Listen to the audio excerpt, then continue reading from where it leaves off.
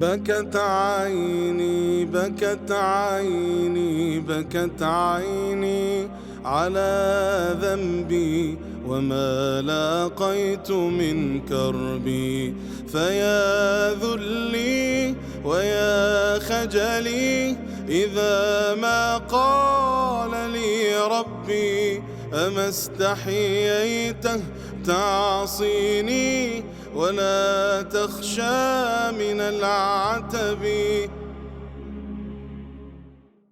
I want to talk to you about what is the reality of sihr. Why does it occur?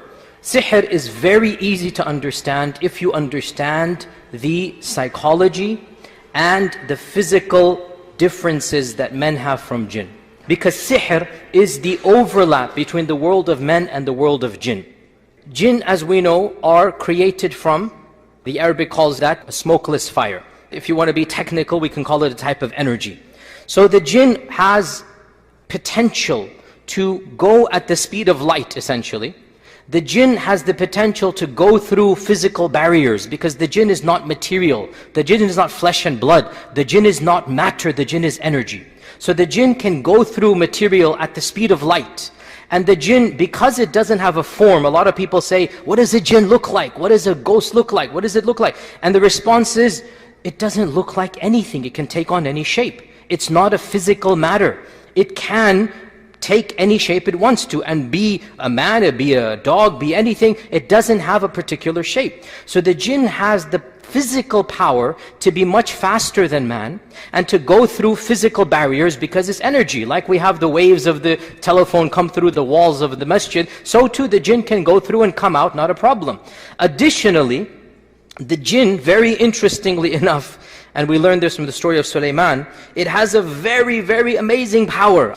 We learned that the jinn even has the power to transform matter into energy, and to take that energy from one place to another and re-transform it back into matter.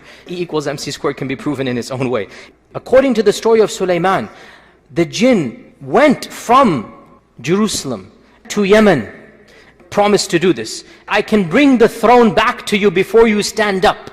The throne would have been bigger than this podium behind us, bigger than this stage. It's a throne that was magnificent. Allah says in the Quran, وَلَهَا عَرْشٌ عَظِيمٌ. The jinn said, I'll bring it back for you by the time you stand up, and you'll have it in front of you. And the throne would have come, I mean, you're not going to see the chair flying in the sky. The jinn would have taken the throne and somehow, in a way that Allah knows best, take it in its hidden energy form, and then bring it all the way to Jerusalem, and then retransform it back into the throne. The jinn had the capacity to do that. The facts that all of the jinn, only one stood up, it kinda sorta shows this is the pinnacle of what a jinn can do. This isn't your average run-of-the-mill jinn. This isn't the jinn living in Dallas or Houston or California. This is one of the most strongest jinns of the entire world, if not the strongest, telling Sulaiman, I can do that. But the concept is there. The jinn can go super fast speed, and the jinn can go through objects. And therefore, when a jinn is able to tell you something that's happening in another part of the world,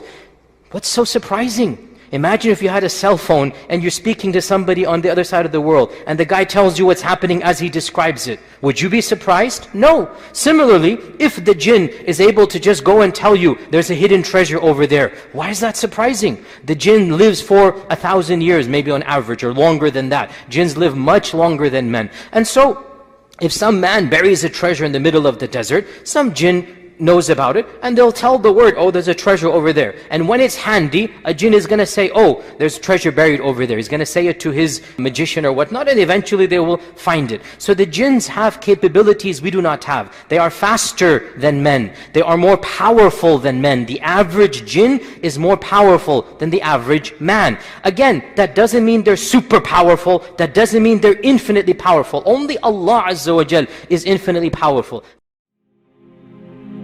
فيا ذلي ويا خجلي إذا ما قال لي ربي أما استحييته تعصيني ولا تخشى من العتب وتخفي الذنب عن خلقي وتأبى في الهوى قربي، فتب مما جنيت عسى تعود إلى رضا الرب، تعود إلى رضا الرب.